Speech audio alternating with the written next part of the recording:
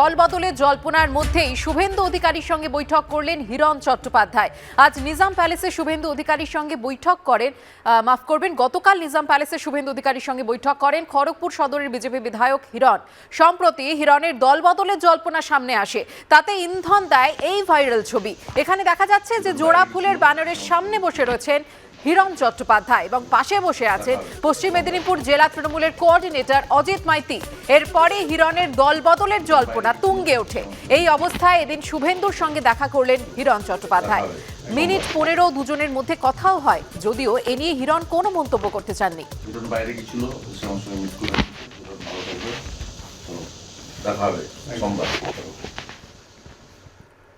মুখ্যমন্ত্রীর উপস্থিতিতে রাজ্যপালের বাংলায় হাতেখড়ি নিয়ে সরগরম বঙ্গ রাজনীতি। বৃহস্পতিবার রাতেই দিল্লি যান রাজ্যপাল, কিন্তু যে জল্পনা সামনে এসেছিল যে তিনি উপরাষ্ট্রপতি জগদীপ ধনখড় এবং কেন্দ্রীয় স্বরাষ্ট্রমন্ত্রী অমিত শাহের সঙ্গে দেখা করবেন, কিন্তু কারো সঙ্গেই তাঁর সাক্ষাৎ হয়নি। সিপিএম এর প্রশ্ন, গোটাটাই সেটিং এর চিত্রনাট্য নয় তো? জয় বাংলা, জয় হিন্দ। কেউ ভেবেছিলেন বৃহস্পতিবার মুখ্যমন্ত্রীর উপস্থিতিতে ঘটা করে বাংলায় হাতেখড়ি নেওয়া, ভাষণের শেষে জয় বাংলা বলার পরই দিল্লিতে হয়তো বিজেপির বড় নেতারা ক্লাস নিতে ডেকে পাঠিয়েছিলেন রাজ্যপালকে। অনেকের কথায় সেরকম ইঙ্গিত মিলতে শুরু করেছিল। নিশ্চিতভাবে কালকে উনি দিল্লিতে গিয়ে অনেকের সঙ্গে মিট করবেন, তারা উনাকে বলবেন, আমিও বলবো যে হাতেখড়ির কনসেপ্টটা হচ্ছে নিরক্ষররা হাতেখড়ি দেয়। কিন্তু দিল্লিতে শুক্রবার দিনভর প্রকাশ্যে অন্তত রাজ্যপালকে এরকম কোনো হেভিওয়েট বৈঠক করতে দেখা যায়নি। তিনি দিল্লির মন্দির মার্গে রায়সিনা বঙ্গীয় স্কুলে প্রধানমন্ত্রীর পরীক্ষা পে চর্চায় যোগ দেন, কথা বলেন পড়ুয়া ও শিক্ষকদের সঙ্গে, সেলফি তোলেন, প্রধানমন্ত্রীর ভূয়সী প্রশংসা করেন। জল্পনা জোরালো হলেও অমিত শাহ বা জগদীপ ধনখড়ের সঙ্গে তার এদিন কোনো সাক্ষাৎ হয়নি। তাই বঙ্গ রাজনৈতিক মহলে প্রশ্ন হচ্ছে, ধনখড়ের সঙ্গে তৃণমূলের চূড়ান্ত সংঘাতের পর এখন আবার আনন্দ বোসের এমন সুসম্পর্ক, যা দেখে আবার বঙ্গ বিজেপির নেতাদের ব্যাপক গোঁসা। সব মিলিয়ে নেপথ্যে আসল গল্পটা কি? উনি একটা নাটকের অংশীদার হয়ে যাচ্ছেন। দিল্লি এই নাটকে খুশি হচ্ছে বলেই মনে হচ্ছে, সেই কারণে নানা রকম ফুসফাস শব্দ বেরোচ্ছে। সিপিএম বিধানসভায় শূন্য হয়ে গেছে, এটাও সেটিং। এই সেটিংটা কার সঙ্গে ওরা করেছিল বা আমরা করেছিলাম সেটা একটু খোঁজ খবর নিয়ে দেখলে ভালো। রাজনীতিতে প্রতি মুহূর্তে সমীকরণ বদলায়, তাই শেষ বলে কিছু নেই। শনিবার রাজ্যপালের বাংলায় ফেরার কথা। বিজেন্দ্র সিংহ, কৃষ্ণেন্দু অধিকারী, আশাবুল হোসেন, এবিপি আনন্দ। 100 দিনের প্রকল্পে 5 কোটি টাকা আত্মসাতের অভিযোগ পঞ্চায়েত প্রধান, অঞ্চল সভাপতি এবং পঞ্চায়েতের কর্মীদের একাংশের বিরুদ্ধে। মালদার জেলা শাসকের কাছে লিখিত অভিযোগ দায়ের করেছে গাজলের দেউতলা গ্রাম পঞ্চায়েত এলাকাবাসীর একাংশ। তদন্ত শুরু হয়েছে বলে জানিয়েছেন জেলা শাসক। রুক্ষ জমির ওপর দাঁড়িয়ে আছে শুধু একটা হলুদ রঙের বোর্ড। বোর্ডে লেখা এখানে তৈরি হবে বাগান এবং পোল্ট্রি ফার্ম। বরাদ্দ 2,46,481 টাকা। গ্রামবাসীদের অভিযোগ, এই রকম বোর্ড লাগানো হয়েছে অনেক, কিন্তু কাজ হয়নি। বাসিন্দাদের দাবি, এভাবে 2019-20 অর্থবর্ষে আত্মসাৎ করা হয়েছে অন্তত 5 কোটি টাকা। 100 দিনের কাজে দুর্নীতির অভিযোগ খতিয়ে দেখতে যখন ফের মালদায় পৌঁছল কেন্দ্রীয় প্রতিনিধি দল, তখনই সেই জেলায় উঠল বড়সড় অভিযোগ। ঘটনাস্থল গাজলের দেউতলা গ্রাম পঞ্চায়েত এলাকা। সূত্রের খবর, ওই পঞ্চায়েত এলাকায় 2019-20 অর্থবর্ষে 100 দিনের কাজের জন্য 356টি প্রকল্প গ্রহণ করা হয়, যার মধ্যে ছিল ড্রাগন ফল চাষ, কলা গাছ চাষ, পোল্ট্রি শেড নির্মাণ প্রভৃতি। কিন্তু স্থানীয়দের অভিযোগ, একটিও গাছ না দিয়ে বা শেড না বানিয়ে 5 কোটি টাকা আত্মসাৎ করেছেন পঞ্চায়েত প্রধান রিজিয়া সুলতানা, তৃণমূলের অঞ্চল সভাপতি ফরহাদ হোসেন সহ পঞ্চায়েত কর্মীদের একাংশ। কোনো ড্রাগন ফ্রুট গাছ, কলা গাছ, লেবু বাগান, কোথাও কোনো বাগান টাগান না করে এরা সম্পূর্ণ 5 কোটি টাকা আত্মসাৎ করেছে। এলাকার বাসিন্দাদের অনেকের দাবি, তারা জানেনই না যে তাদের নামে প্রকল্প রূপায়িত হয়েছে বলে দেখিয়ে টাকা তোলা হয়েছে। আমার নামে ড্রাগনের গাছের বা কলা গাছের এসছে আর কি, যে স্কিমটা 1,47,000 কত টাকা জমা আছে আর কি। আদৌ জানতাম না যে আমার নামে আছে, অথচ আমি 1 টাকাও পাইনি। অভিযোগ নিয়ে পঞ্চায়েত প্রধান রিজিয়া সুলতানাকে বারবার ফোন করা হলেও ফোন সুইচ অফ ছিল। বাড়িতে গিয়েও তাকে পাওয়া যায়নি। অভিযোগ অস্বীকার করেছেন তৃণমূল কংগ্রেসের দেউতলা অঞ্চল সভাপতি। আমার দিক থেকে কোনো জানা নেই যে কোনো দুর্নীতি হয়েছে। অভিযোগও করতেই পারে, আমি যেটুকু জেনেছি ওখানে যে নিয়ম অনুযায়ী কাজটা হয়েছে। এ নিয়ে শুরু হয়েছে রাজনৈতিক চাপানোতর। এটি হচ্ছে তাদের উদ্দেশ্য, টাকা লুট করা। আজকে ড্রাগন ফল চাষের নামে এখানে কোটি কোটি টাকা তারা প্রকল্প তারা তৈরি করছেন এবং সব টাকা তারা লুট করছেন। কোনো ড্রাগন ফল পাওয়া যাবে না, কোথাও কলা গাছ লাগিয়েছেন বলছেন, কিন্তু কলা গাছ পাবেন না। পার্টি তো তাকে চুরি করতে বলেনি, আমাদের নেতা নেত্রীরা তো পার্টিতে বলেনি যে অ্যাডমিনিস্ট্রেশনে বসে চুরি করো। চুরি করলে তার পানিশমেন্ট হবে, সে যে লেভেলেই থাকুক। শুধু ওর নয়, ওর সঙ্গে যারা থাকবে, যে অফিসাররা থাকবে, কোনো তো জনপ্রতিনিধি একা চুরি করতে পারে না, তারা শুদ্ধ দোষী, তাদের বিরুদ্ধে অ্যাকশন হবে। এই বিষয়ে জেলা শাসকের কাছে লিখিত অভিযোগ দায়ের করেছে গ্রামবাসীদের একাংশ। জেলা শাসক নিতিন সিংহানিয়া জানিয়েছেন, অভিযোগ পেয়েছি, ঘটনার তদন্ত শুরু হয়েছে। করুণাময় সিংহের রিপোর্ট, এবিপি আনন্দ, মালদা। পঞ্চায়েত ভোটের আগে বীরভূমে জমির দখল ঘিরে ফের সামনে এসে পড়ল তৃণমূলের বিবাদ। দুবরাজপুরে সংঘর্ষে জড়ালেন তৃণমূলের প্রাক্তন ও বর্তমান অঞ্চল সভাপতির অনুগামীরা। জমি দখলের অভিযোগ অস্বীকার করেছেন তৃণমূল নেতা। নোটিশ দেওয়া হবে অভিযুক্ত তৃণমূল নেতাকে, জানালেন বিএলআরও। আদিবাসীদের নামে খাস জমি, সেটাই নিজের নামে পাট্টা করে নিয়েছেন তৃণমূল নেতা। অর্ধেক জমি বিক্রিও করে দিয়েছেন। বীরভূমে তৃণমূলের প্রাক্তন অঞ্চল সভাপতির বিরুদ্ধে চাঞ্চল্যকর অভিযোগ উঠল। আর এই অভিযোগ ঘিরেই সামনে এসে পড়ল তৃণমূলের অন্দরের বিবাদ। সংঘর্ষে জড়ালেন তৃণমূলের পদুমা অঞ্চলের বর্তমান ও প্রাক্তন অঞ্চল সভাপতির অনুগামীরা। দুবরাজপুরের সেকেন্দারপুর গ্রামের এই জমির পাট্টা তাদের নামে রয়েছে বলে দাবি করেন ছবিলাল মুর্মু ও হুপেন মাড্ডি নামে দুই ব্যক্তি। তাদের অভিযোগ, মুকুল মণ্ডল অঞ্চল সভাপতি হবার পর তাদের জমি দখল করে নেন। সেই জমির একাংশ নিজের নামে পাট্টা করিয়ে বাড়ি তৈরি করতে শুরু করেন তৃণমূল নেতা। দেখলাম যে ওর নামে রেকর্ড করেছে, তাও ওনাকে আমি বললাম যে রেকর্ড তো আপনি কার কাছ থেকে পেয়েছেন, আমাদের কেন উনি এভাবে দখল করবেন এবং কেন কিসের জন্য নেবেন। সূত্রের খবর, যে জায়গা মুকুল মণ্ডলের নামে রয়েছে বলে তিনি দাবি করেছেন সেটা চাষের জমি। নিয়ম অনুযায়ী ওই জমিতে বাড়ি তৈরি করা যায় না। ওনাকে যে দেওয়া হয়েছিল ডাঙা, মানে এটা চাষের জমি হিসাবে তাকে দেওয়া হয়েছিল, ওভার 10 ডেসিমল, অতএব ধরতে পারি এটা চাষের জন্যই তাকে দেওয়া হয়েছিল।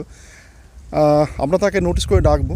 আমি তাকে এমনি ভারবেলে তাকে জানানো হয়েছে যে তুমি এখন কনস্ট্রাকশন বন্ধ রাখো। অভিযোগ ওঠার পরেই দলের প্রাক্তন অঞ্চল সভাপতির বিরুদ্ধে সরব হন বর্তমান অঞ্চল সভাপতি। ডাঙা জমিতে বাড়ি কী করে হয় সেটাই এবার প্রশ্ন আর কি, বা পাট্টা পেয়েছে, আমি যেটুকু জানি যে ভূমিহীনরা পাট্টা পায়, সে পাট্টাটাই বা কীভাবে পেলো সেটুকুই আমার বলার আর কি। কিছু ব্যক্তি রাজনীতি চরিতার্থ করার জন্য তারা কিন্তু এখানে একটা ঝামেলা তৈরি করছে। আদিবাসী ম্যাটার নয়, এগুলো আদিবাসী সাজানো হচ্ছে। আমার কথা হলো গোটাটাই ভিত্তিহীন। ওরা কাগজ কলম দেখাইলে আমি আপনাকে কোনো প্রশাসনে যেতে হবে না, আমাকে কাগজ কলম যদি দেখাইতে পারে 1 মিনিট লাগবে না, জায়গাটা তাদেরকে সঙ্গে সঙ্গে ছেড়ে দেবো, আমি ডেকে ছেড়ে দেবো। বৃহস্পতিবার রাতে দুই তৃণমূল নেতার অনুগামীরা হাতাহাতিতে জড়িয়ে পড়েন বলে খবর স্থানীয় সূত্রে। ঘটনায় 2 জন আহত হন। ভাস্কর মুখোপাধ্যায়ের রিপোর্ট, এবিপি আনন্দ, বীরভূম। স্কুলের প্রধান শিক্ষক বিজেপি বিধায়ক, আর সেই প্রধান শিক্ষক নাকি প্রায় দিন স্কুলেই আসেন না। দিদির দূর কর্মসূচিতে গিয়ে এমনই অভিযোগ শুনলেন সিতাইয়ের তৃণমূল বিধায়ক জগদীশ বর্মা বাসুনিয়া। প্রধান শিক্ষকের গড় হাজিরার কথা জানিয়ে ফোন করলেন স্কুল শিক্ষা দপ্তরের প্রতিমন্ত্রীকে। যদিও বিজেপি বিধায়কের দাবি, বেশিরভাগ দিনই তিনি স্কুলে আসেন। একই সঙ্গে বিজেপি বিধায়ক আবার সরকারি সাহায্যপ্রাপ্ত স্কুলের প্রধান শিক্ষক। একদিকে ভাতা মিলিয়ে বিধায়ক হিসেবে বেতন 1 লক্ষ টাকার কাছাকাছি, প্রতি মাসে আবার শিক্ষকতার জন্য বেতন তোলেন তিনি। কোচবিহারের শীতলকুচির বিজেপি বিধায়ক বরেনচন্দ্র বর্মন, তার বিরুদ্ধেই অভিযোগ নিয়মিত বেতন নিলেও স্কুলে তার উপস্থিতি মর্জি মাফিক। দিকে দিকে তৃণমূলের দিদির দূতেদের ঘিরে যখন ক্ষোভ বিক্ষোভের সুর চড়াচ্ছে বিজেপি, তখন কোচবিহারে দেখা গেল সম্পূর্ণ ভিন্ন ছবি। শুক্রবার সকালে দিদির দূত কর্মসূচিতে বেরিয়ে জাটিগাড়া মাধবচন্দ্র বিদ্যাপীঠ স্কুল পরিদর্শনে যান সিতাইয়ের তৃণমূল বিধায়ক জগদীশ বর্মা বাসুনিয়া। এই স্কুলেরই প্রধান শিক্ষক হলেন শীতলকুচির বিজেপি বিধায়ক বরেনচন্দ্র বর্মন। স্কুলের হাল হকিকত সম্পর্কে জানতে গিয়ে প্রধান শিক্ষক ও বিজেপি বিধায়কের হাজিরা নিয়ে জানতে চান তৃণমূল বিধায়ক।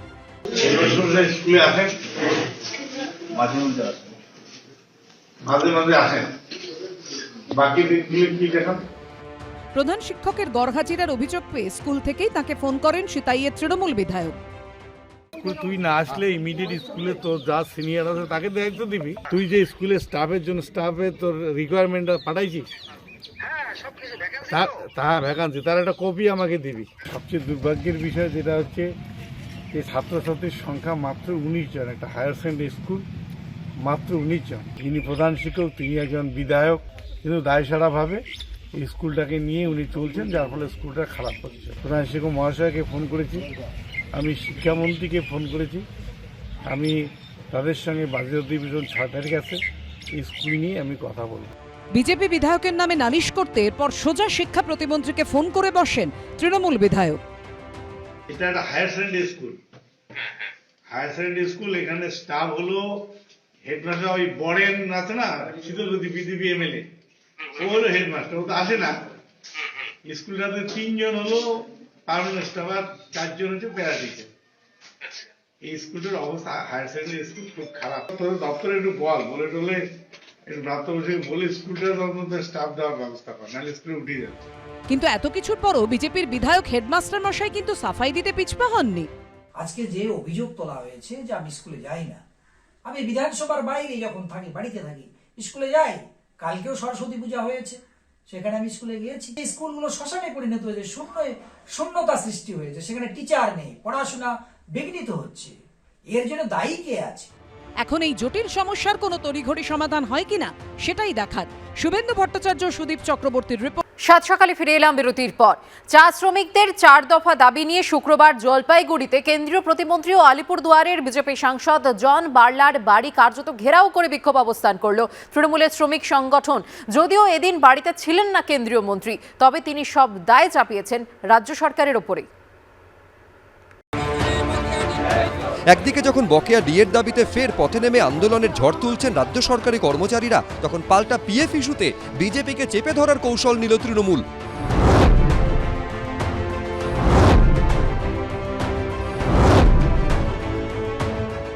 উত্তরবঙ্গে কর্মসংস্থানের অন্যতম প্রধান মাধ্যম চা বাগান।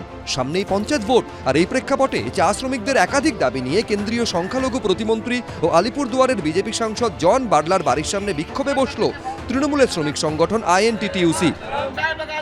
जीवन सर्विस देने के बाद भी पीएफ दफ्तरों में जाकर के पीएफ वालों को घूस देकर क्यों अपना पीएफ लाना होगा? केंद्रीय मंत्री जवाब दो। জন বার্লা বর্তমানে দিল্লিতে রয়েছেন। এই হলো ডুয়ার্সের লক্ষ্মীপাড়া চা বাগানে তার বাড়ি। এদিন সকাল থেকে এই বাড়ি কার্যত ঘেরাও করে অবস্থানে বসে পড়েন জেলা আইএনটিটিইউসির কর্মী সমর্থকেরা। তাদের দাবি দেওয়া মূলত 4টি। গত কেন্দ্রীয় বাজেটে চা শ্রমিকদের জন্য বরাদ্দ হওয়া 1000 কোটি টাকা খরচের হিসেব দিতে হবে। অবসরপ্রাপ্ত চা শ্রমিকদের অবিলম্বে পিএফ মেটানো, 58 থেকে বাড়িয়ে চা শ্রমিকদের অবসরের বয়স 60 করা, চা শ্রমিকদের সন্তানদের জন্য স্কলারশিপ পুনরায় চালু করতে হবে। চা শ্রমিকরা এখন পিএফ এর যে পাওনা টাকা, যেটা পিএফ এর পাওনা টাকা, অনেক কোম্পানি আছে পিএফ অফিসে জমা দিচ্ছে না। অনেক চা শ্রমিক আছে, অনেক বাগানের চা শ্রমিক আছে যারা পিএফ এর টাকা এখন পর্যন্ত পাচ্ছে না। সেন্ট্রাল গভর্নমেন্টের নেগলেন্সির জন্যই আজকে চা শ্রমিকরা পিএফ থেকে বঞ্চিত আছে। পিএফ বরাবরই শ্রমিকদের কাছে অত্যন্ত স্পর্শকাতর ইস্যু, ভবিষ্যতের ভরসা। আর সুকৌশলে এই ইস্যুকে সামনে এনে কেন্দ্রের বিজেপিকে চেপে ধরতে চাইছে তৃণমূল। जब बजट पेश किया गया था 1000 करोड़ रुपया पैसा, वो सिर्फ दिखाने के लिए था। बजट अभी तक ही पास हुआ, अभी तक किसी भी चाय बागान के मजदूरों को नहीं मिला। वो यहाँ से जब जीते थे, सांसद बने थे, तो वो भी अपना परिचय मजदूर का परिचय देते थे। आज फिर क्या हुआ, जो पीएफ दफ्तर में जब घोटाला हो रहा है, आपका 1000 करोड़ का पैसा जब बजट में पास हो गया, उसको जमीनी स्तर पर क्यों कारगर व लागू क्यों नहीं किया गया? অলরেডি পিএফ ডিপার্টমেন্ট 15-20টা বাগান মালিকের কেস করেছে।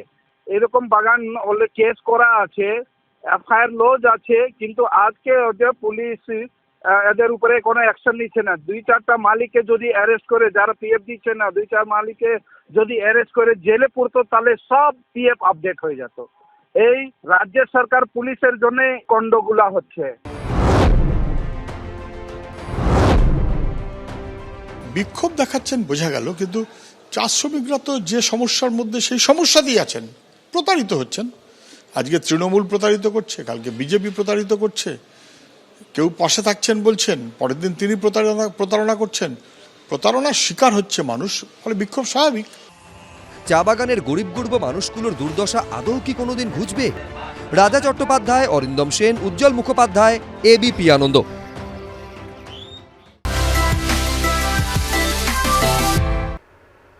হরেক স্বাদের খাবারের সম্ভার, জমজমাট দ্বিতীয় দিনের খাইবার পাসো। মেলা শেষ রবিবার। খুব ভালো লাগছে, এখনো পর্যন্ত ফিশ ফ্রাই খেয়ে নিচ্ছি, এটা খাবো, তারপরে কাবাব যাবো, লাস্টে ডেজার্ট। পিঠে পুলি পায়েস থেকে মোগলাই চাইনিজ, পোলাও কষা মাংস থেকে ফিউশন ফুড, কি নেই? জমিও তো ডায়াবেটিক, এই বয়সে খাওয়া যাবে না। আমি নিয়েছিলাম খালি কষা মাংসটা, ও ভালোবেসে আমাকে পোলাওটা দিল, যে টেস্ট করে দেখুন। এক ছাতার তলায় লোভনীয় সব খাবার, কোনটা ছেড়ে কোনটা খাবেন? ধন্দে মেলায় আসা মানুষজন। এখন তো ফিশ কচুরি খাচ্ছি, এর আগে আমরা খেলাম শর্ট ভাজা, শর্ট পুরিয়া, আর দাদা বৌদির বিরিয়ানি ট্রাই করবো ভাবছি, কারণ আমাদের সাউথ কলকাতায় তো ওটা একেবারেই পাওয়া যায় না। মাঠ জুড়ে প্রচুর স্টল আলো করে খাবারের পসরা, গন্ধে মম করছে মেলার মাঠ। পেট পুজোর মাহেন্দ্রক্ষণ রোজ দুপুর 1টা থেকে রাত 9:30, চলবে রবিবার পর্যন্ত। সঞ্চয়ন মিত্র রিপোর্ট, এবিপি আনন্দ, কলকাতা।